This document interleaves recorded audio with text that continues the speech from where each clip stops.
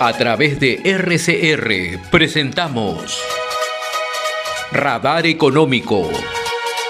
Gracias a el Instituto Peruano de Economía, IPE.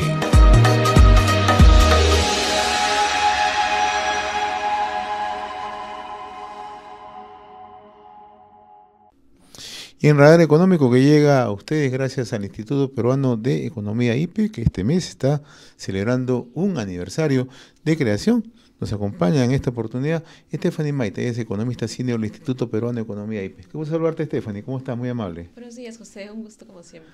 Un tema demasiado importante, ¿no? Porque a veces no ponemos los reflectores o la atención en lo que está ocurriendo entre los jóvenes en el país.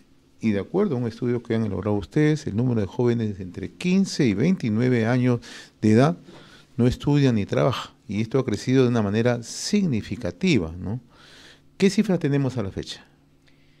Bueno, como mencionas, ha habido, digamos, en los últimos años, particularmente desde la pandemia, un incremento importante de la población de jóvenes que no solo no trabaja ni estudia, que son lo que conocemos como ninis, sino que también no buscan trabajo, que son los ninis.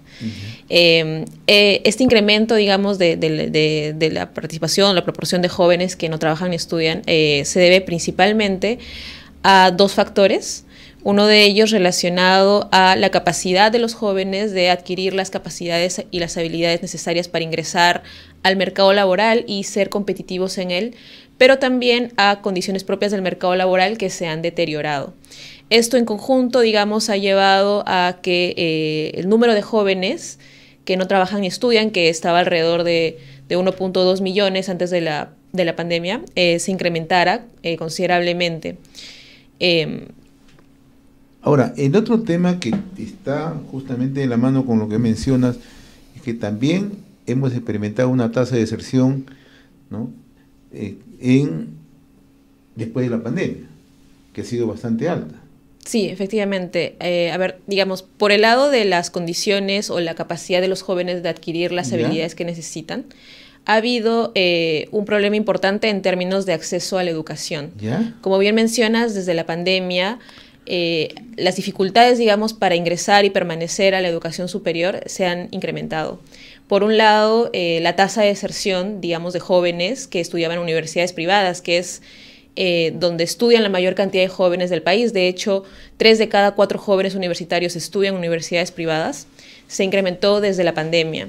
Antes, digamos, en el 2019, esta tasa estaba ubicada alrededor de 4%, y con la pandemia, en el 2020, se multiplicó por 5 y llegó incluso a superar un poco el 20%.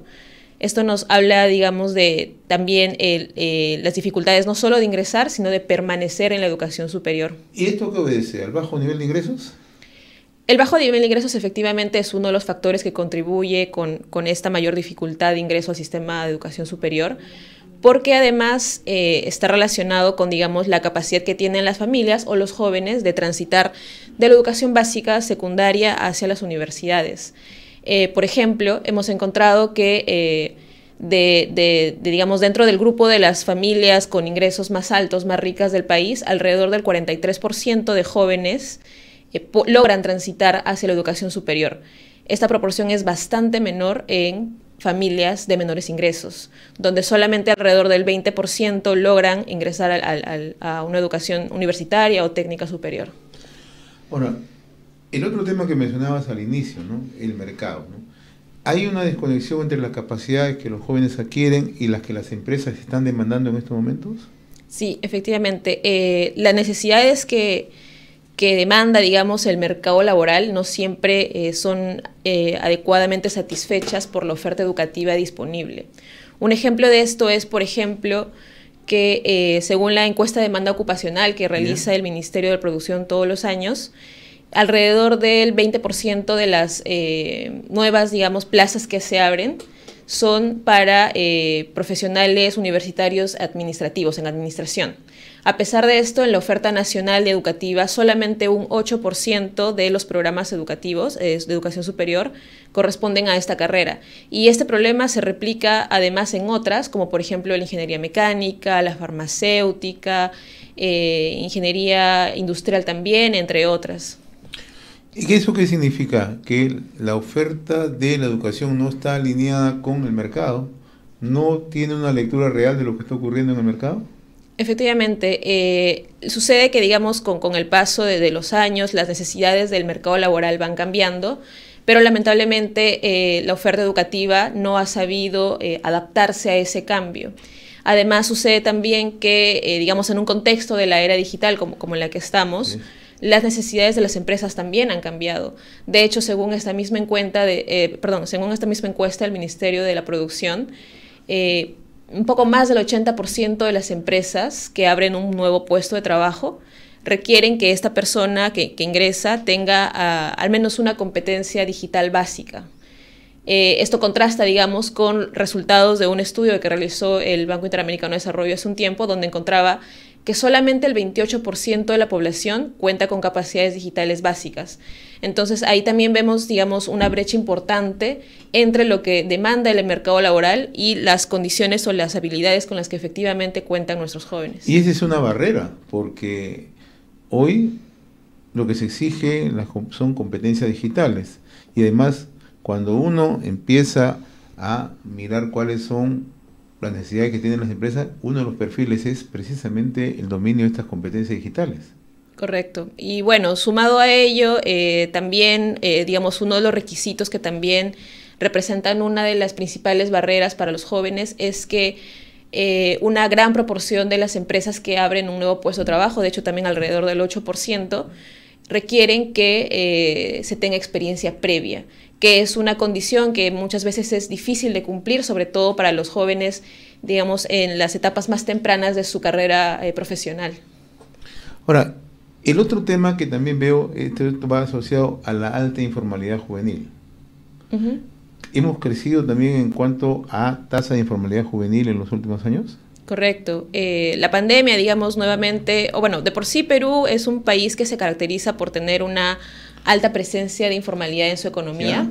Esta condición se ha deteriorado sustancialmente desde la pandemia, por ejemplo, y particularmente en el segmento juvenil, ¿no? Por ejemplo, la tasa de informalidad laboral en este segmento de jóvenes es de alrededor del 79%, que es bastante superior de lo que se observa en otros rangos etarios, como el de los adultos, que son personas entre 30 y 45 años. Y no solo eso, sino también que para los jóvenes es mucho más difícil permanecer en un puesto de trabajo formal con las condiciones que ello implica. Nosotros hemos estimado en el IPE que alrededor de 1 de cada 4 jóvenes que logra efectivamente, digamos, un puesto laboral formal, no puede mantenerlo porque al siguiente año pasa, digamos, a la informalidad o pierde su empleo. Es un tema bastante delicado. Estamos dialogando con Stephanie Maita, ella es economista senior del Instituto Peruano de Economía, y un tema de suma importancia, ¿no? Que no le estamos poniendo la atención del caso, pero que forma parte justamente de nuestra economía. El número de jóvenes que no estudian ni trabajan, ninis, que se ha incrementado desde la pandemia, ¿no? Y el otro tema que tiene que ver con ¿qué hay respecto al tema remunerativo? Bueno, de la mano con el deterioro, digamos, de la condición laboral general del mercado, en el caso peruano, es que ha habido un deterioro, no solo, digamos, en términos de la cantidad de los empleos que se ofertaban en el mercado laboral, sino también de la calidad de los mismos. De hecho, el Banco Interamericano de Desarrollo cuenta con un estudio que digamos, mide la cantidad y la calidad de empleos que se generan a nivel nacional. ¿Y en ese estudio cómo estamos? Lamentablemente Perú se ubica entre los últimos puestos, solamente delante de Nicaragua y Guatemala, que son países centroamericanos que, como sabemos, enfrentan muchas más dificultades que nosotros. Y eso responde, como te mencionaba, por un lado, al deterioro a la menor cantidad de empleos disponibles, pero sobre todo al deterioro de la calidad de los empleos disponibles. Un ejemplo de esto es, por ejemplo, la reducción de los ingresos que perciben los jóvenes recién egresados. Esta remuneración se ha contraído en poco más de 10% en el 2020, digamos, en comparación a lo que percibían entre el 2014 y el 2019. Ahora, ¿y esto puede tener, digamos, una medición entre lo que ocurre en Lima con otros lugares del país, donde me imagino la situación es más caótica?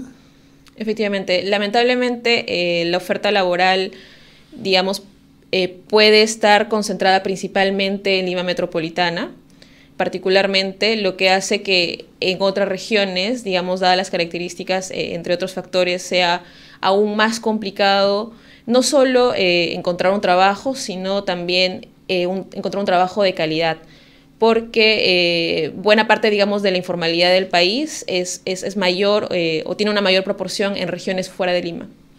Ahora, ¿qué hacer para reintegrar a los jóvenes con posibilidades óptimas?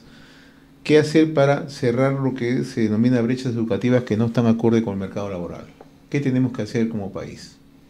Bueno, existe en general un plan, digamos, nacional de educación superior. En él el Ministerio de Educación plantea efectivamente un conjunto de estrategias para abordar este frente, especialmente aquellos relacionados a las brechas educativas, como mencionas. Es necesario, digamos, que se trabaje en relación a, digamos, mejorar la comunicación o, digamos, la articulación entre lo que efectivamente demanda el mercado laboral y la oferta disponible de la educación superior, ¿no? Primero, por ese lado. Por otro punto importante, es necesario también que se trabaje con mayor incidencia, digamos, en brindar las capacidades y habilidades necesarias digitales para los y las jóvenes del país. Un poco también en relación a que mencionaba que en el contexto de la era digital estas son cada vez más necesarias, ¿no? Por otra parte, también es necesario no solamente, digamos, incrementar la oferta educativa, sino también asegurar la calidad de esta, a fin de que los jóvenes que ingresan efectivamente a la educación universitaria o técnica superior cuenten con las herramientas necesarias para desarrollarse adecuadamente en el mercado laboral y, digamos, ser competitivos dentro de esta, ¿no? Y por último, también es necesario que se trabaje, digamos, en las brechas de acceso a esto, un poco relacionado a las dificultades que enfrentan los jóvenes, bueno, sobre todo los jóvenes de menores ingresos. Así como se presenta la economía en nuestro país, ¿cuál es el horizonte inmediato que tenemos para este grupo de jóvenes? ¿Bastante difícil?